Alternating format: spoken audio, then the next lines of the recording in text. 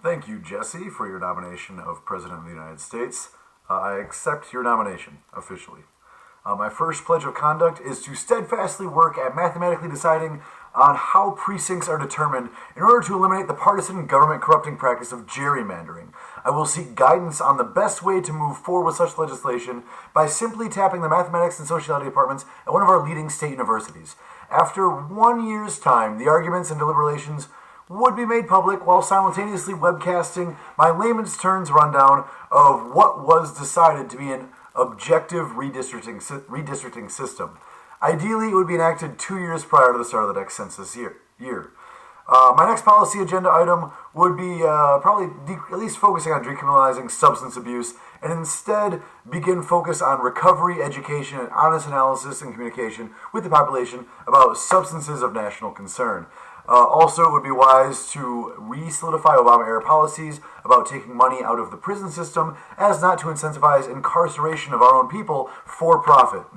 Other items likely to come up, I would hedge quite a bit closer to military isolationism when it comes to interfering in conflicts that do not involve more than one country, nor our direct allies.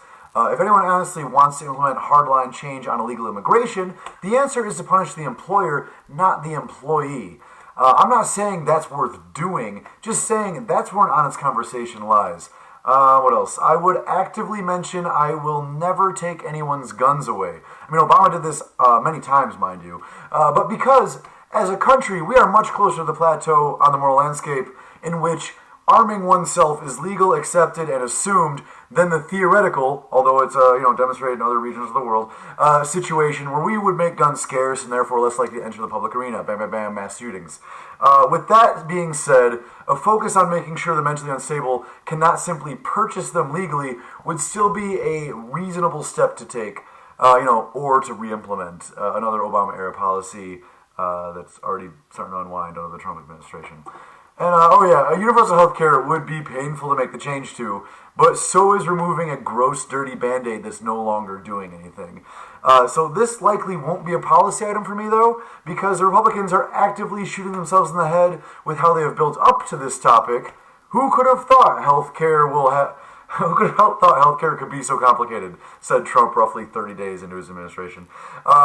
So with that in mind, it's hard to imagine our healthcare system spinning much further out of control until a critical mass is reached and some crazy combination of politics actually finds a way to bring a public option to vote.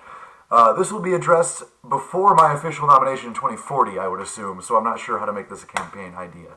So anywho, Bernie would have won. We should probably jump on the metric system for reasons. And maybe we should all just vote for The Rock in 2020 because the last 18 months have just been... Fuck. Oops. Anyways, I'm Chad Becker, and I approve this message.